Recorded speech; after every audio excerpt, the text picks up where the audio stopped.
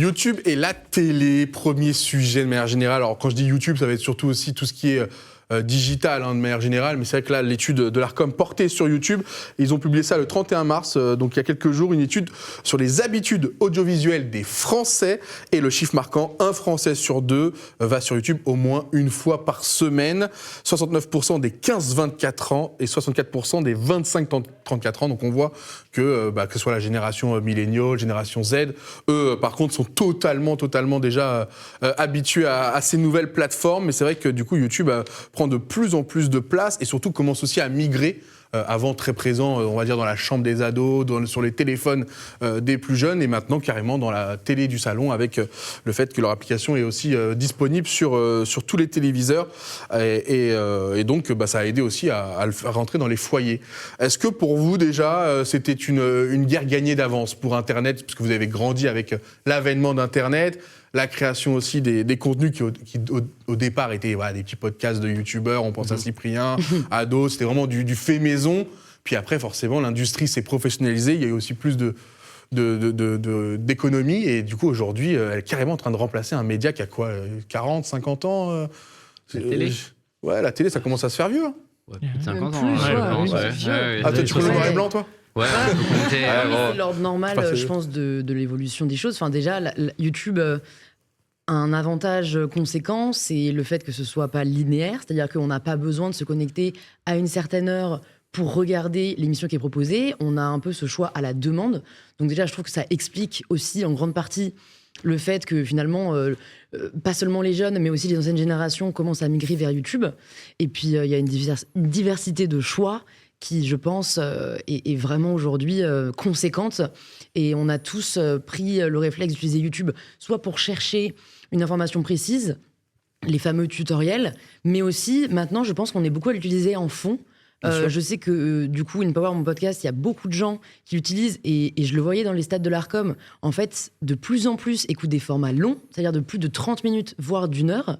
Et donc, en fait, c'est vraiment venu remplacer, en effet, la télé qu'on mettait en fond dans le salon. Maintenant, c'est YouTube, on va écouter, on va regarder, et c'est comme ça qu'on consomme. C'est vrai que c'est la plateforme qui a beaucoup évolué. À la base, YouTube, pour peut-être les plus anciens, c'était peut-être les clips musicaux, des petites choses comme ça, ou quelques podcasts, ou quelques caméras cachées de notre cher et tendre, sans faire n'importe quoi, qu'on devient n'importe qui. Mais là, aujourd'hui, effectivement, c'est... Moi, j'ai vraiment vu le switch, justement, de consommer des vidéos par-ci, par-là, avant. Et là, vraiment, quand j'allume la télé, en fait, je mets YouTube. J'ai vraiment vu ce switch dans ma consommation personnelle. C'est un réflexe, parce que maintenant, il y a des vidéos ultra quali, en fait, qui rivalisent et même qui font mieux, je trouve, que la télé.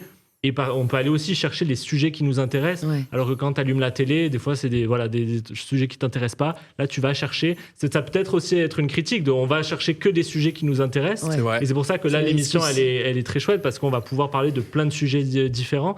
Mais des fois, on va chercher des propos qui vont dans notre sens aussi. C'est ça. Et puis surtout, c'est quand tu es sur YouTube, tu le dis très bien, c'est tu vas chercher à être hyper stimulé. Et ça, c'est le seul défaut, même psychologiquement, qu'on peut donner à YouTube, parce que du coup, c'est quand même une plateforme qui est aujourd'hui très bien rodée, qui s'est professionnalisée, comme tu l'as dit. Et du coup, ce qui fait que elle va jouer sur tes mécanismes de dopamine et tout ça. Et mais du coup, tu peux très vite te perdre. Moi, j'avais vu le chiffre, c'est plus de 5 heures par jour chez les 15-25 ans, qui eux sont hyper sensibles à ces mécanismes dopaminergiques, qui adorent évidemment. Et ça que YouTube, les 5 heures non, c'est le temps d'écran. C'est le temps d'écran en moyenne pour les jeunes. Et ça, pour les jeunes, mais t'as énormément YouTube. Et je me disais, pour nuancer, en fait, c'est pas forcément là pour YouTube qui remplace la télé, mais pour le temps d'écran, je me disais, putain, 5h30 quasiment par jour. Et quasi que de dopamine, tu sais, genre vraiment à rechercher. Qu'est-ce qu'on ne fait pas d'autre, en fait ? Moi, c'est le temps Qu'est-ce que ça a remplacé ? Qu'est-ce que ça a remplacé, et qu'est-ce qu'on ferait si on ne passait pas ces 5h30 sur le téléphone ? J'ai l'impression qu'on sacrifie quand même un peu de notre vie pour avoir ces shoots de dopamine. Et puis une fois que tu as fini tes 5 heures, tout média confondu et tout écran confondu, on observe souvent des crashs. Genre le cerveau, il a besoin d'un moment de off, et tu te sens vide en plus après avoir scrollé, je sais pas, peut-être 2 heures, ça passe vite, 2 heures. Quand vraiment t'es un scroller professionnel, entre guillemets, 2 heures, ça va hyper vite, quoi. Le soir, entre 21 et 23 heures, après tu te sens comme ça, et en plus t'as pas envie de dormir. J'ai le témoignage de mon demi-frère qui était un gros consommateur de vidéos pendant son adolescence. Et aujourd'hui, il a 23 ans et il regrette cette période où il dit qu'il regardait beaucoup trop de vidéos et il a dit une phrase qui est assez incroyable. Il a dit j'ai pas de souvenirs en fait de mon adolescence. Je me suis pas fait des souvenirs. C'est fou. Parce que tu vois, t'as pas de souvenirs des vidéos que t'as regardées, mais il serait peut-être plus sorti avec ses potes, etc. Et c'est hyper marquant de voir qu'après tu peux regretter en fait d'avoir trop passé du temps. Mais c'est intéressant parce que je rebondis à ce que disait Louis, parce que c'est vrai que 4-5 heures ça fait beaucoup, mais j'avais entendu, je crois, il y a quelques années des stats qui disaient qu'en moyenne à l'époque, ou peut-être même récemment, on passait les foyers 3-4 heures devant la télé aussi, donc voilà. Mais c'est vrai que ça touche surtout les plus jeunes, qui peut-être eux avaient plus de temps pour d'autres activités, et c'est vrai que c'était plus tard, quand tu commençais à avoir une vie rangée, donc métier, famille et compagnie, tu te permettais d'avoir tes 2-3 heures de télé qui te permettaient aussi de te déconnecter. On a une première stat justement avec les foyers qui reçoivent principalement la télévision par Internet, donc ça, logique aussi avec la nouvelle manière d'accéder à cette télévision. Donc vous allez voir, c'est les IPTV en priorité, avec justement le très haut débit, maintenant qui est dans quasiment la plupart des foyers. Donc quand je dis IPTV, c'est pas forcément que les choses illégales, vu que ça a été un vrai sujet en ce moment. C'est si vous vous connectez par exemple via Internet sur une plateforme ou via un boîtier à la télévision. Mais en tout cas, on voit que le système de TNT, qui avait été une grosse révolution à un moment, je crois, où on avait carrément tout refonte en France, est en train de chuter. Donc voilà, même est-ce qu'on se demande si ça doit avoir des coûts, forcément, ce système-là de TNT, qui aussi peut-être permet à encore des endroits d'accéder à la télé où ils n'ont pas encore le haut débit, mais est-ce qu'à terme, c'est peut-être amené à disparaître pour être remplacé entièrement par des connexions haut débit? Je ne sais pas si Nico, tu as une idée là-dessus. C'est le cas. On voit de façon un déclin des réseaux hertziens traditionnels. Ça a été le cas sur la radio, qui petit à petit, on est en train de basculer vers la radio numérique. À 100%, je crois. Les podcasts. À 100%, non? Il y a toujours la radio FM existe toujours. Maintenant, toutes les radios aujourd'hui supportent la radio numérique. Les voitures modernes supportent aussi la radio numérique. Les podcasts aussi ont complètement changé la manière de consommer de l'audio. Et sur la télé, la suite logique est en effet que petit à petit, on shift complètement vers un usage Internet et que la télévision se consomme soit en direct depuis des applications, soit en replay avec des séquences, avec des extraits qu'on peut trouver sur les plateformes ou sur les services des grands groupes, TF1+, M6+, France.tv.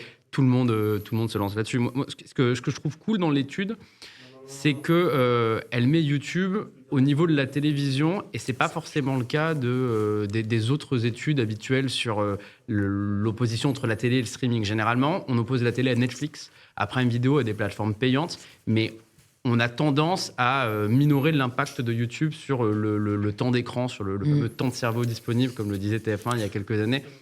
Et les chiffres sont là, quoi. Il y a quand même 30 millions de Français qui, au moins une fois par mois, mettent YouTube sur leur télé. Et ça, c'est un immense changement. Ouais.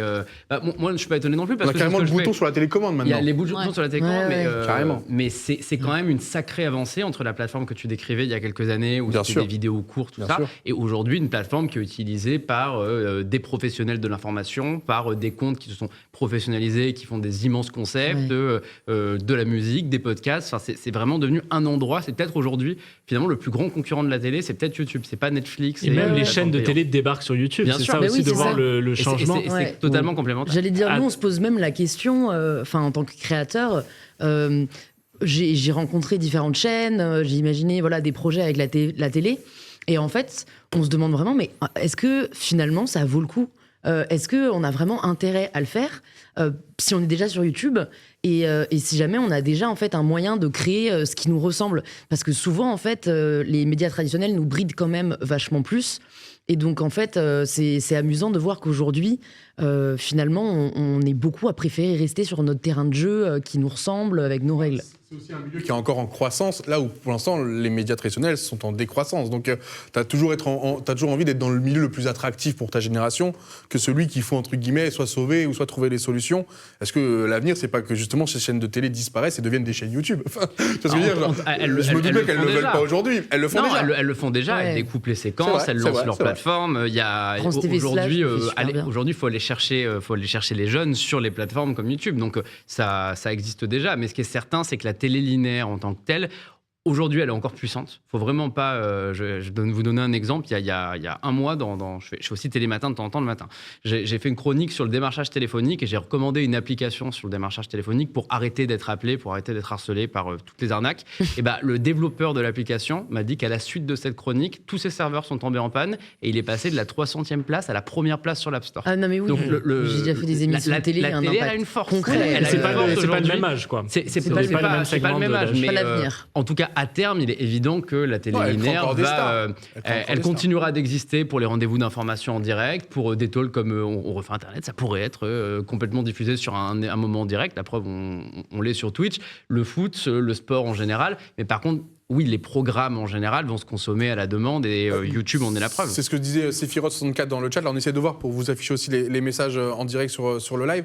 Mais Sephiroth disait perso, j'utilise la télé que pour regarder le sport, sinon c'est YouTube ou Twitch. Mais attention, parce que le sport est de plus en plus racheté par justement les plateformes de streaming. Donc, je pense à Netflix qui va essayer de se diriger dedans. Je pense à Amazon aussi, justement, avec le tennis, Roland Garros et plein de choses. Et même la Coupe du Monde. Alors, pas celle-ci, mais la prochaine, elle sera diffusée sur YouTube. C'est tout à fait. Non, il y a des histoires de droit, tout le monde y va. Internet prend de plus en plus de parts de marché. C'est clair. Et ce qui restait, entre guillemets, exceptionnel et événementiel à la télé commence du coup à disparaître parce que ces plateformes-là, maintenant, ont des économies très puissantes. Et donc, du coup, ils n'arrivent plus à rivaliser. Là où avant, ils étaient leaders, puis maintenant, le terrain s'équilibrait. Maintenant que l'Internet est repassé devant, le digital, ils ont des ressources que la télé n'arrive plus à rivaliser. Donc, ils doivent faire soit copain-copain, soit ils se font bouffer des gros moments marquants. Mais c'est là de voir le changement de la télé, du monde de la télé sur le regard qu'ils portent sur Internet. On a tous vu ces séquences il y a quelques années de Squeezie ou Natou qui se font insulter presque en live sur une chaîne de télé parce qu'on dit vous êtes jeunes, c'est la culture du vide, etc. Et aujourd'hui, on voit tous les présentateurs télé qui ont soit des chaînes YouTube, qui vont parler aux youtubeurs. Donc c'est fou comment le temps est vraiment... Et je pense que la télé s'est mise trop tard sur Internet, en fait. Ils n'ont pas voulu au début parce qu'ils voulaient maintenir, je pense... leur place parce qu'ils étaient indétrônables. Est-ce que c'était une consigne carrément pour invisibiliser, tu as toujours envie d'invisibiliser ton concurrent. C'était de la concurrence. Il y avait une différence qu'avant où il y avait une consigne de je sais pas de quoi tu parles, ça a l'air bizarre le truc pour les gosses, et limite tu fais exprès de le dénigrer pour que. Et quand tu te fais dépasser, oui, Squeezie, mais Michou, oui, je connais. Putain, j'ai dit Squeezie, tout s'est éteint. Il est là. Patron, je contrôle la situation. Non, tout va bien. Justement, donc la télé est en train de perdre des parts de marché et je me disais, parce qu'on parlait de la rétention et YouTube joue vraiment sur le côté dopamine, est-ce que la télé aurait pas aimé contrôler ces codes-là ou est-ce que justement il s'était interdit d'utiliser cette forme t'as un format de chaîne sur la télé qui fait que c'est compliqué parce que tu peux pas entre guillemets quitter et comme disait Yoann tout à l'heure, refaire ta recherche dans ce que tu veux, t'es obligé un peu de je sais pas comment on dit, de zapper. Tu vois, rien que le terme zapper, tu vois, j'ai bloqué dessus parce que c'est ça. Non, mais on l'a utilisé depuis combien de temps? Mais oui, t'es obligé de zapper. Et en plus, t'étais même pas sûr de pas tomber sur ton émission de ta tante Josiane parce que c'était nul, parce que c'était des chiffres et des lettres et parce que l'après-midi à 15h, t'as pas ce que tu veux. Alors qu'à 15h, tu vas sur YouTube, t'as ce que tu veux. Ouais. Donc en fait, c'est un autre mode de consommation en fait qu'on a aujourd'hui. Je vais utiliser celui qui a initié le mouvement contre lui, mais est-ce que c'est pas aussi un peu les règles de l'Arcom qui se sont aussi durcies, qui fait que peut-être la télé est devenue moins authentique, tu vois, avec peut-être des règles très différentes, ils peuvent pas citer de marque, donc c'est compliqué, ouais. Alors que par exemple sur le digital on traite des marques, et dans le quotidien quand tu parles avec tes potes, tu parles de marques, donc ils ont des codes qui font que c'est pas évident d'être super familier et friendly. Et indirectement, moi, ce que j'ai détesté voir disparaître, c'est le direct, quoi. J'adorais la télé à l'époque où c'était beaucoup de direct. Du début des années 2000, t'avais énormément de talk, c'était du direct. Alors oui, ça donnait des fois des séquences un peu border et compagnie, souvent après 22h. Après, les chaînes d'infos en continu, elles sont là. Non, mais je te parle de direct, oui. Des talk shows, tu disais. Oui, je vois ce que tu veux dire. Au niveau de border, c'est pas la même chaîne encore aujourd'hui, quoi. Il y a toujours des émissions, des gros programmes en direct. Je pense à Danse avec les stars. Tu connais bien Danse avec les stars, la Starac, tout ça. C'est quand même des grands rendez-vous en direct qui existent. Mais oui, la télé a forcément évolué. Ce que tu dis sur la com, c'est intéressant parce que c'est vrai que c'est la télé se fixe des règles qu'Internet ne se fixe pas. Et tout est extrêmement régulé au niveau des temps de parole, au niveau de la présentation de marques, éviter d'avoir des contenus qui pourraient donner l'impression que c'est proche de la publicité, etc. Ce qui fait que ce manque de liberté de parole, je pense qu'il se ressent et que les jeunes, notamment, vont aller chercher des rendez-vous qui sont peut-être plus authentiques sur Internet. Après, c'est à la télé de se renouveler et la logique voudrait que plus on avance, plus ce soit de nouvelles générations qui soient devant les écrans et donc que les grands programmes de télé évoluent. Il y a plein de programmes historiques qui ont été débranchés sur les 10 dernières années.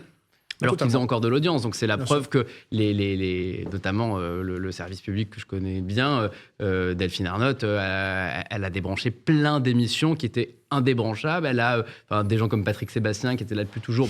Elle fait le ménage entre guillemets. Parce qu'ils l'ont pas fait trop tard. Il y avait un timing où Internet prenait de l'ampleur et du coup ils auraient pu vraiment jouer de leur avantage à ce moment-là, mais là ils le font à un moment où Internet est tellement puissant, Louise le disait, on ne sait même plus si du coup les nouveaux intervenants, les nouveaux visages ont envie de faire ce move-là dans l'autre sens, où limite maintenant c'est plus compliqué pour eux de les attirer, alors qu'avant ils formaient des animateurs. Maintenant les animateurs ils ont grandi sans eux, il faut aller les piocher. Moi je trouve ça fou qu'il ne l'ait pas vu venir. Tu vois, mais je pense qu'ils l'ont vu venir, ils ont essayé de retarder. C'est le déni. Ils l'ont pas compris. Et puis ils ne savaient pas comment faire aussi. C'est des nouveaux codes, c'est des nouveaux usages. Le temps de s'y intéresser, le temps de les comprendre, le temps d'opérer les changements, je pense que c'est devenu compliqué.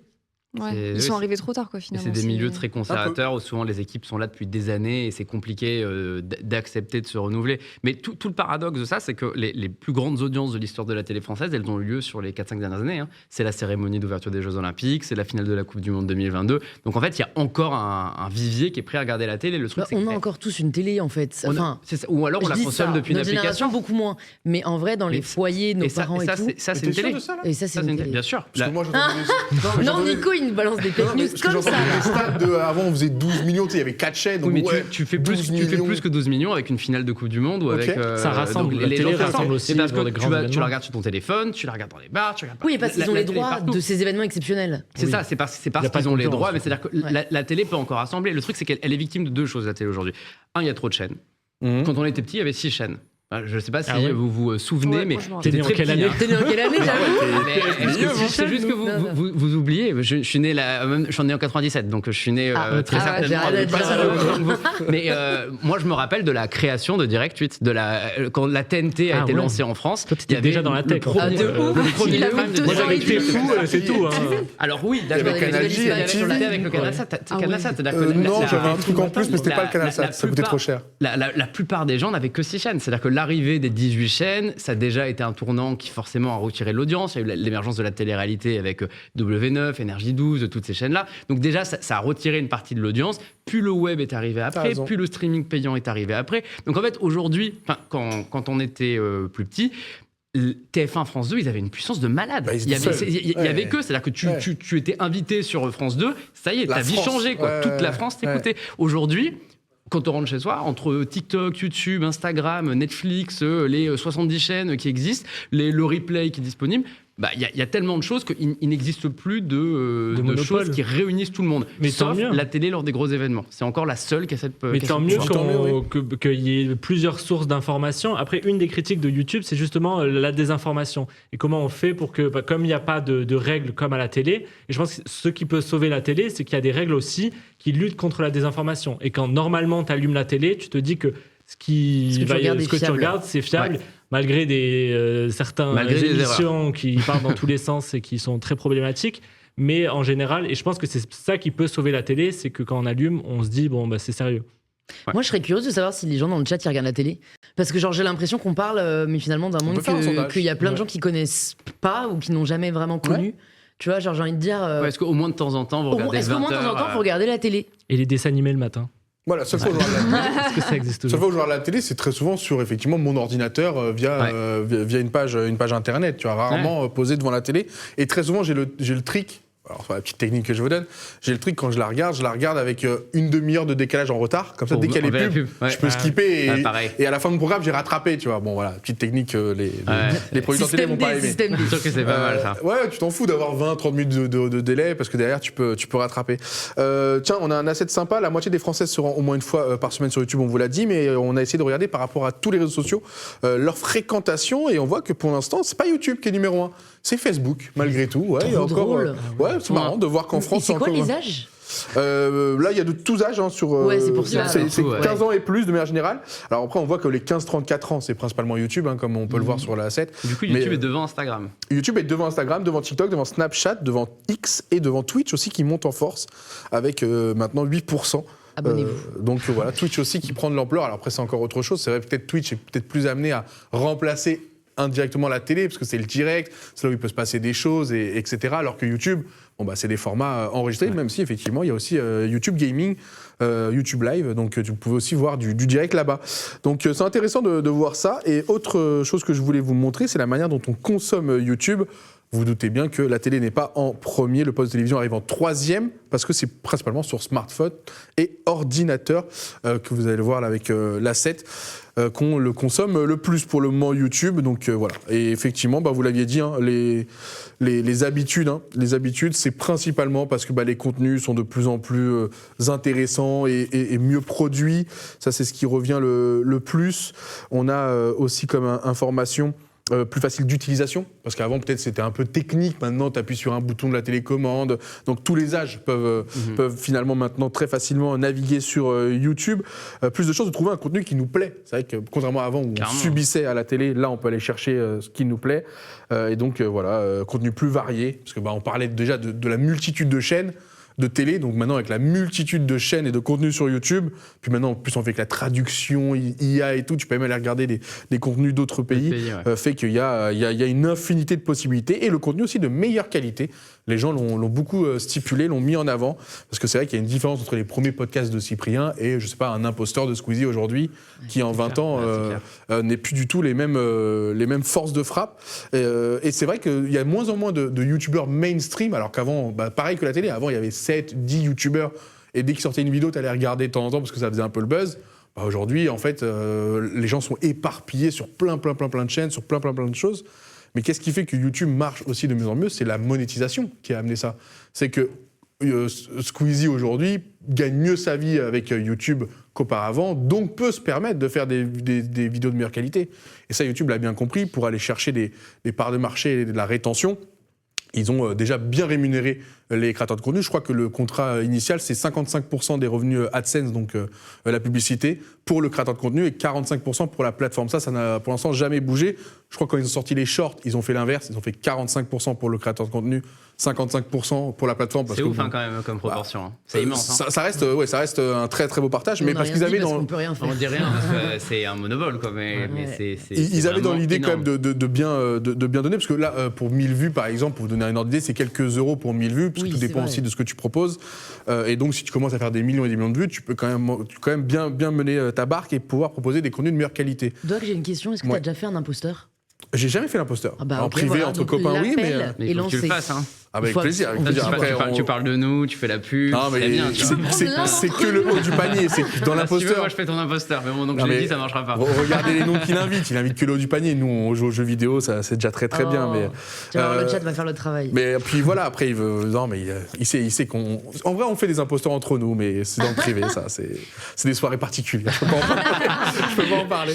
Mais au-delà de ça, ce que je voulais mettre en avant, c'est au niveau économique. YouTube, ils ont été malins, c'est-à-dire que pendant très longtemps, c'était en déficit. En mode, on parlait souvent de la bande passante, les stockages, ça coûtait très cher, les serveurs et tout, c'était compliqué pour YouTube de trouver un modèle économique. Puis ensuite, rappelez-vous, ils ont mis une publicité d'1 seconde skippable, ensuite une publicité de 30 secondes skippable, ensuite une publicité de 30 secondes non skippable, puis après 1 minute, et maintenant il y a plusieurs lots de publicités. Donc petit à petit, ils ont d'abord habitué le consommateur au produit, et une fois qu'il l'était, économiquement, ils s'y retrouvent, parce que je crois qu'ils ont fait plus de 40, je crois que c'est plus de 40 milliards. En 2025, leur chiffre d'affaires, c'est 62 milliards de dollars. Et les bénéfices, c'est 40, je crois. Je crois que c'est à peu près ça.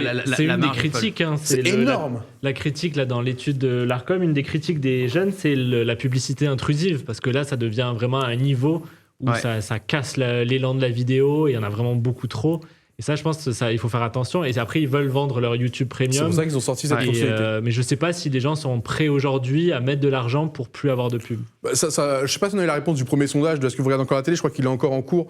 Et si on peut l'afficher sur l'écran, vous êtes 75% à dire que vous ne regardez plus forcément la télé. Ouais. Et on va pouvoir aussi vous mettre un petit encart sur est-ce que YouTube Premium vous intéresse ? Est-ce que vous avez déjà cédé ? Est-ce que vous hésitez ? Ou est-ce que non, vous ne craquerez jamais, quitte à vous bouffer toutes les pubs ? Parce que c'est vrai qu'entre les pubs YouTube et le moment collaboration commerciale sur une vidéo, parfois ça peut être très très douloureux. Sur du live, c'est encore plus grave parce que ça te coupe ton direct. Sur du YouTube, c'est vrai que ça te sort de la vidéo parfois, c'est pas idéal. Mais tu l'as dit, c'est vrai que c'est une grosse remarque. Et c'est là où je les ai trouvés très malins économiquement, c'est qu'ils ont créé le modèle. C'est-à-dire qu'ils ont proposé un service parfait, créé de la publicité sur ce service et créé l'outil qui fait que si tu ne veux pas la publicité, tu prends. Donc en fait, ils gagnent l'argent via les marques qui mettent la publicité et ils gagnent l'argent via les consommateurs qui ne veulent pas la publicité. Ils gagnent de tous les côtés, YouTube, ils ont tout compris. Totalement, ouais. Mais les plus grands gagnants dans cette affaire, c'est Google. Hein. Parce que Google, il rachète YouTube en 2006 pour 1,65 milliard. Une boîte qui fait 60 milliards par an. Hein. Donc c'est que le truc, il est d'une rentabilité folle. Hein. C'est comme le rachat d'Instagram par Facebook. Ça fait partie de ces trucs où à l'époque, tu te dis, waouh, 1 milliard pour un petit service, c'est bizarre. Et à la fin, c'est juste impressionnant. C'est des services très rentables.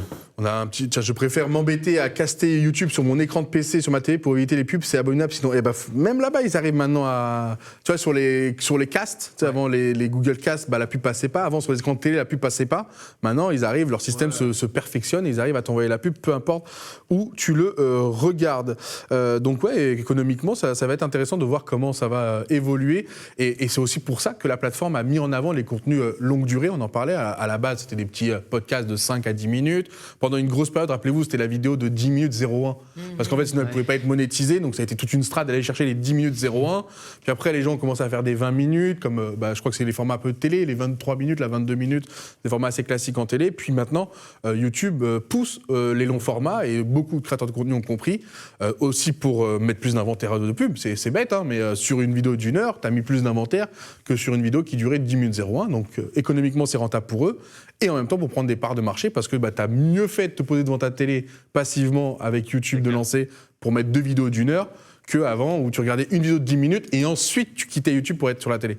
Là, maintenant, tu ne quittes plus YouTube. Ils ont fait en sorte que tu ne quittes plus la plateforme au mieux possible, mais c'est tout simplement en essayant de rémunérer au mieux les créateurs de contenu. Donc, c'est intéressant de voir comment ça va évoluer. Est-ce que vous avez YouTube Premium ici? Dites la vérité. Moi, je l'ai.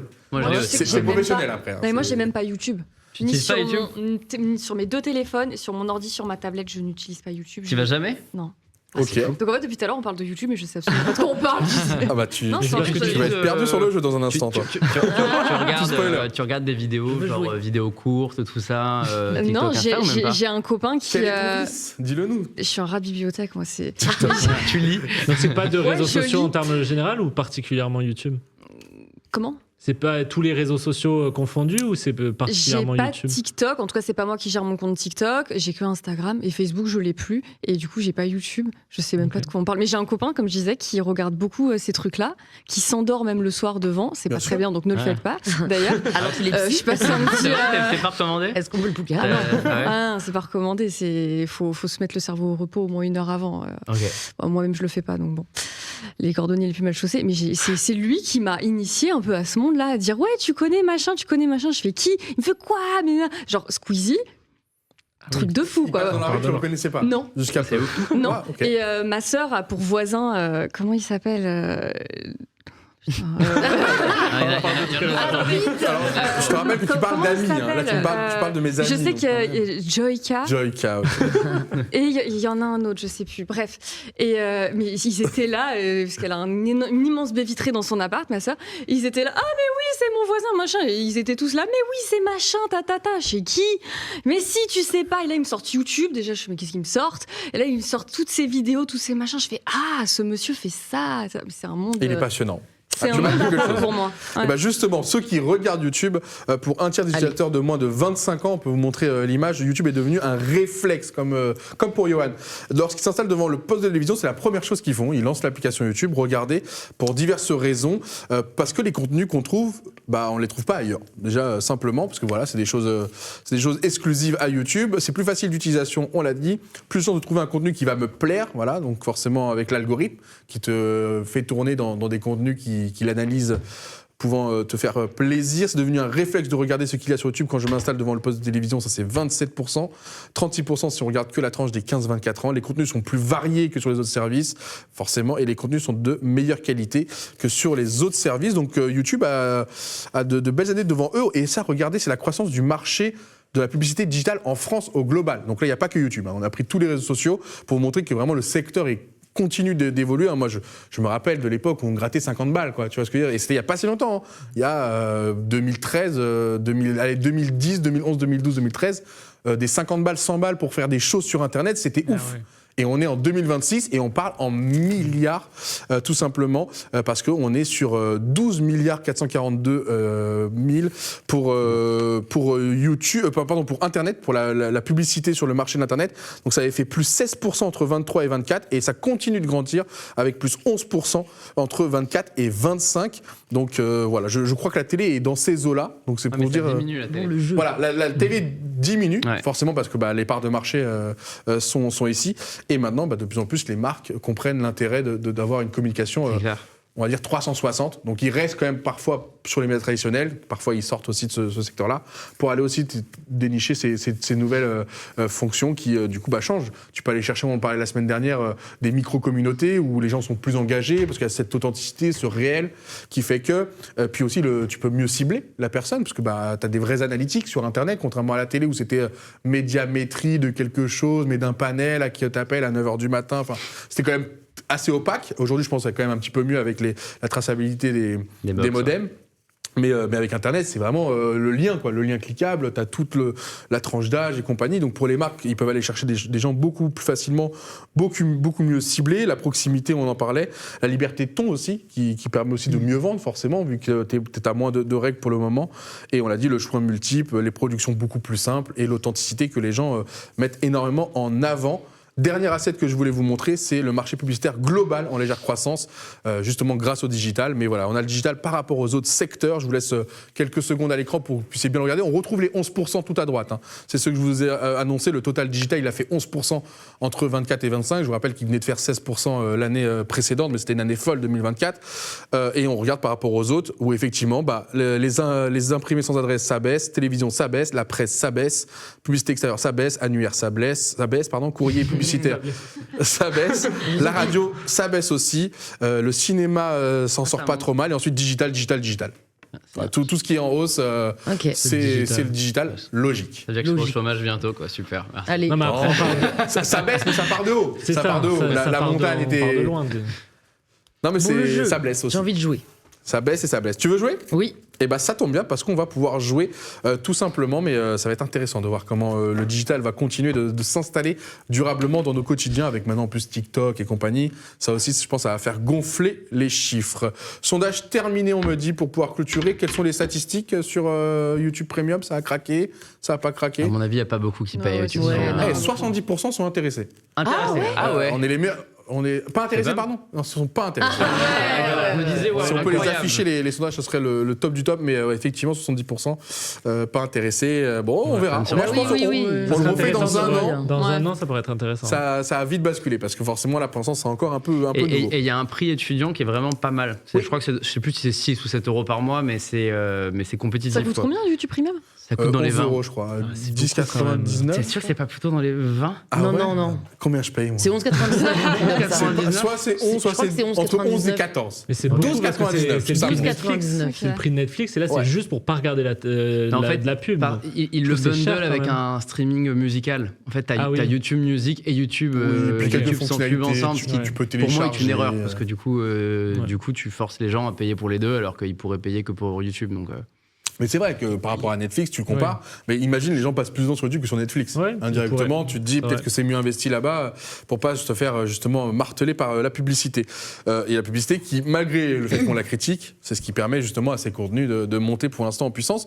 Et c'est peut-être pour ça que la télé s'y intéresse de plus en plus. Ils sont quand même très attirés par l'argent. C'est-à-dire qu'avant, quand ce milieu-là n'apportait pas beaucoup inintéressant, maintenant qu'il prend beaucoup de sous-sous, ils sont en mode tu fais quoi toi par là-bas là ? Explique un peu. Forcément. On y reviendra, on en reparlera, je pense.